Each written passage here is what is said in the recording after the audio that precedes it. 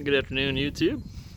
A nice rain here yesterday. It was welcomed rain right ahead of the forest, and we got pollination going on, so it's a good thing to have.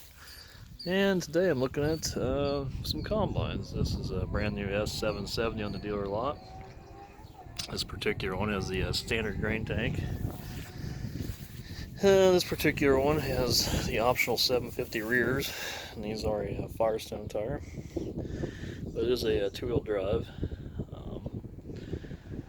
It's a pretty nicely equipped combine. If I were actually looking at purchasing one, I think I would probably set one up with very similar options.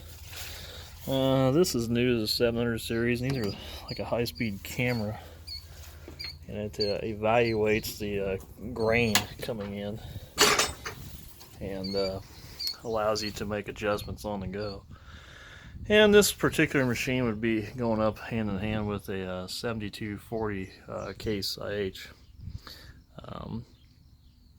Tomato. There's things about them that are better than the case, and there's things that aren't as good as the case. I think they did a little better job with their sides. One thing I've always liked with John Deere, they've always routed their wiring a lot better than case IH. I really don't care for this. The clean grain elevators, the old-fashioned, where it goes up through the grain tank. Case IH actually goes on the outside of it. And again, that's comparing a 7240, which is a comparable machine. There's more of that fancy John Deere wiring. It's well laid out. And there's your master. But John Deere's always had very good wiring. We've never had any wiring problems, and we did have some wiring problems with our case. Rear axle's pretty heavy duty, but I do think the case is a little bigger and a little heavier. This particular one has 20.842 duals. And a lot of belts and stuff over here, which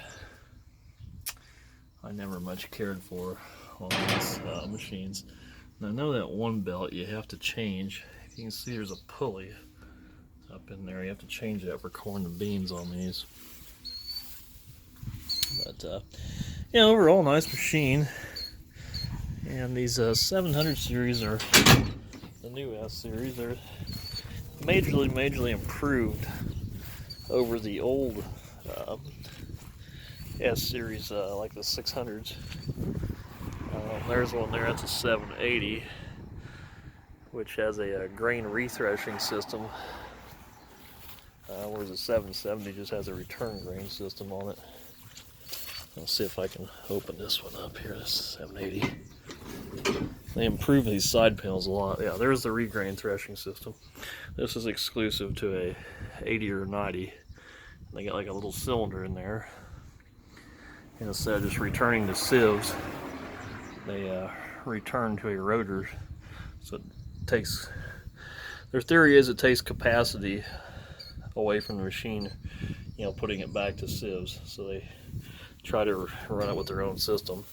The flagship Internationals only have like a couple of rotors, and these two rotors down the side here return to sieves, but they also do some of the husking.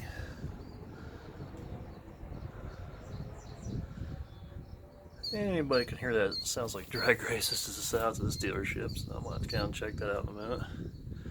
But yeah, nice looking combine. They've made some improvements to the ladder and cab entrance as well. Like I say, this 700 series has got some major updates. And that's a really long unload auger chain there. I've noticed that they're just running the jack shaft straight out there, and they're not running belts 400 miles long. This is new to the 700 series here too, and it's like I believe it's almost like a supercharger. It's an air compression system. There's your air filter, which in my opinion is in a really good location.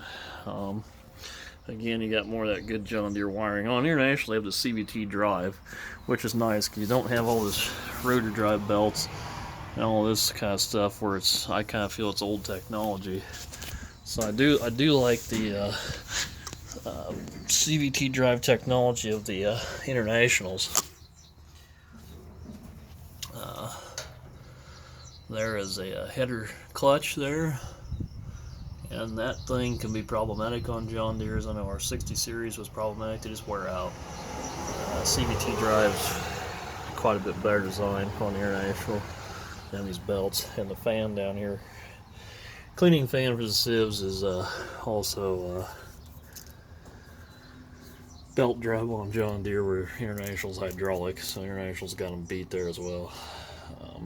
Piping goes back here and it goes around the corner for this air filtration. Definitely a majorly improved design. A little bit unique. So, pop open this cover here, see what we got. That's a very, very long sieve shaker arm bushings. And I got a filter there. Probably it looks like a hydraulic line filter of some sort. And looks like it's pretty easy to access and get into.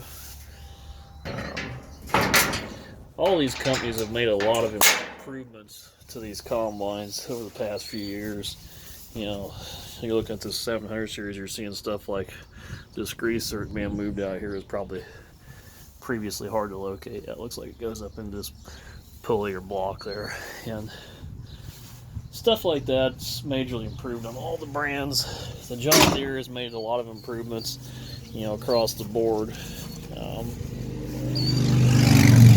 They have nice choppers set up on these John Deeres. A little easier to change than the International. International's got these little rings you have to squeeze together. It's kind of a bitch. These John Deeres are very well thought out for chopper changing. And but like I say, there's other things such as the CVT drive of all this jack shaft and everything in the feeder house. It's not as good. So with everything, you got pros and cons to each brand.